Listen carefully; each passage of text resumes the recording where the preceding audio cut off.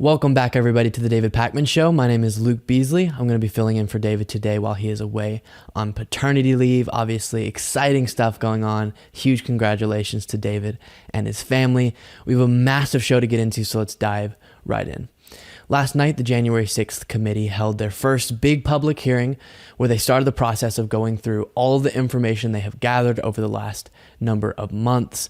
And I thought that the chairman, Congressman Thompson, as well as Liz Cheney, who kind of led the presentation for the night, did a really good job of outlining a few main points. So we're going to do a bird's eye view look at these main points, and then we're going to dive into some specific moments. The first is Donald Trump was absolutely supportive, and they made this very clear, of the rioters. He was watching it unfold, and he was supportive of it. And as we're going to get into in just a second, he was even cheering on, supportive of, the rioters who wanted to kill his own vice president.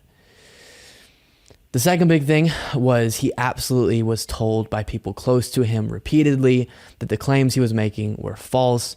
I think we had all kind of assumed that, but that was shown as well. People like former Attorney General William Barr and his own daughter, Ivanka Trump, were aware that the election was not stolen. There's no evidence for that, and yet Trump kept perpetuating it. The third big thing was there was a clear and planned, coordinated effort to attack the Capitol by the Proud Boys and the Oath Keepers. And the reason why I say that is because there was some question of, was it just a protest that got out of hand, or was it a premeditated event by some people? And at least in the case of the Proud Boys and the Oath Keepers, it was premeditated, and that's a big deal. The fourth big thing, and this is the most important part of all of this, is Donald Trump was the first U.S. president in all of our history to not respect the peaceful transition of power. And that is huge, because that is absolutely necessary to holding together our democracy. And he just spit all over it because he was just upset he lost an election. He stomped on our entire history of doing a really good job. The person who's in power, if they lose, they respectfully exit and do what they can to make it a peaceful transition. And so that put our democracy in peril. And that's a huge point we have to keep stating so that everyone does not forget it. Obviously, these videos can't be super long, so I can't go through everything that I would want to from this hearing, because there was a lot jam-packed into it. The stuff that I can't cover, I'll try to get to some of it on my own show, so you can find that at Luke Beasley on YouTube. If you're watching this on YouTube or listening to the podcast, it'll be in the description box, a link to my channel, but definitely check out my show, Luke Beasley, on YouTube. But I also encourage you to watch the whole hearing if you haven't already yourself, because there is tons of stuff that are super important for you to be aware of that came out of that hearing. So the first humongous bombshell that came out of this hearing was it was exposed that Donald Trump was supportive of the rioters who were chanting "Hang Mike Pence." He was made aware that that was happening, and he was supportive of it. Let's take a look. And aware of the rioters' chants to hang Mike Pence, the president responded with this sentiment, quote, "Maybe our supporters have the right idea. Mike Pence, quote, deserves it." I know, because there's already been coverage of a lot of this and you've probably already run it through in your head, you can get a little numbed out to it. But really think about this. The president of the United States was supportive of a mob of people who wanted to murder his vice president. You would watch that in a movie? Like, that's not even something, that would be fiction, right? If you ever heard that type of story, it's a fictional No, the president of the United States wanted his vice president to get murdered. That's what we just watched. And we can't forget that these crazy things happened or get numbed out to them. The next big thing I want to look at is William Barr, Trump's attorney general, testified in a pre-recorded interview about how he looked into it, saw there was no fraud that would have made any difference in the election, no widespread fraud. And then we'll play the clip of Ivanka, who got asked about Barr's statement and pretty much said, yeah, I mean, if Barr said it, like, I believe it. So pretty much I don't agree with my dad's statements. Let's take a look. Told the president in no uncertain terms that I did not see evidence of fraud, and that would have affected the outcome of the election. And frankly, a year and a half later, I haven't seen anything to change my mind on that. How did that affect your perspective about the election when Attorney General Barr made that statement? It affected my perspective. I respect Attorney General Barr. So I accepted what he was saying.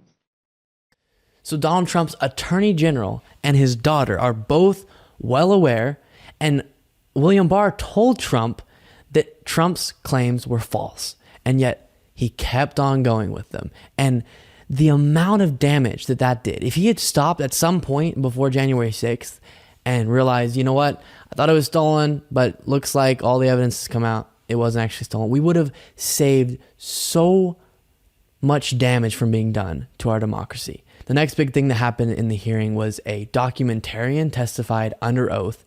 And again, I encourage you guys to go watch this hearing for yourself, but I'll give you a quick summary. So the documentarian had been allowed access in the days leading up to January 6th and on January 6th to follow around Enrique Tarrio, who is the leader of the Proud Boys. And throughout that, I guess they wanted him, or were okay with him making a documentary about the organization or whatever was going on. And what he captured and witnessed throughout that process proved what I mentioned earlier, that the Proud Boys, in coordination with the Oath Keepers, had actually planned the events of that day and were just executing a plan to attack the Capitol. We'll look at some clips from that testimony that came out. On January 5th, the night before the attack, you were with the head of the Proud Boys, Mr. Tarrio, in Washington, D.C. What happened? We picked up his bags and went to get some other bags from the Phoenix Hotel, where we encountered Mr. Stuart Rhodes from the Oath Keepers. We drove down into the parking garage and filmed the scene of Mr. Tarrio and Mr. Rhodes and certain other individuals in that garage. The committee learned that the Oath Keepers set up quick reaction forces outside of the city in Virginia where they stored arms. The goal of these quick reaction forces was to be on standby just in case President Trump invoked the Insurrection Act. Did the Oath Keepers ever provide weapons to members? I'm going to decline to answer that on Fifth Amendment grounds. They're acting as if they're executing some military operation. So after the documentarian spoke, a female police officer recounted her experience trying desperately to defend the Capitol. And one of the stories she tells, she's holding one of those bike racks that doubles as a fence, and she gets shoved backwards, hits her head on a railing, and then onto the cement and gets knocked out cold. So she goes through and walks through that, and then walks through the other traumatizing, horrible things that happened and that she witnessed that day. And that kind of brings me to my last big point on this. My baseline emotion watching all of this was just rage. At the beginning, I had thought about this a lot before, but at the beginning, because they pointed it out, it was top of mind for me that we have this long history of peaceful transitions of power. And while you and I both know some horrible things have happened in American history, we've failed miserably in the past many times. But the one thing we got right was that peaceful transition of power, and it's what kept our democracy alive. And Donald Trump was willing to let that all die, to let democracy in America die for his own gain, for his own benefit, because he wanted more to believe he won and to stay in power than just admitting he lost the election and moving along like every other president had done in the past. That's a fact we cannot let people lose sight of. That's how deeply selfish and narcissistic he is.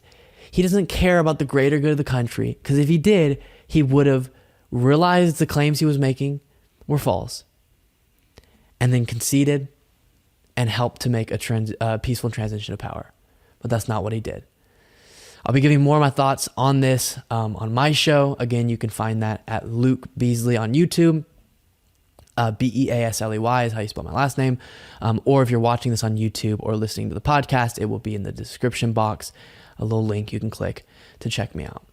One of our sponsors is Crush Organics. These guys are awesome. They support the show. They have an excellent collection of premium grade organic CBD products. Crush Organics has your oils, your topical creams, gummies. They even have these great experience gift boxes, which are great for sending to someone. This is the one I received, really beautifully packaged.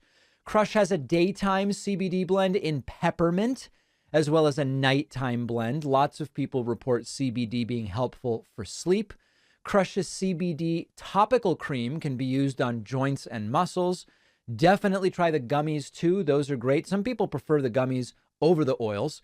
Crush Organics care a lot about quality, so you can feel good about getting your CBD from them. They're always dropping new products. Pay attention to the site. And Crush Organics are fans of the David Pakman Show, just like you, I hope. So they're giving you a massive discount, 40% off all products. Go to crushorganics.us and use the code PAKMAN to save 40%. The link is down below.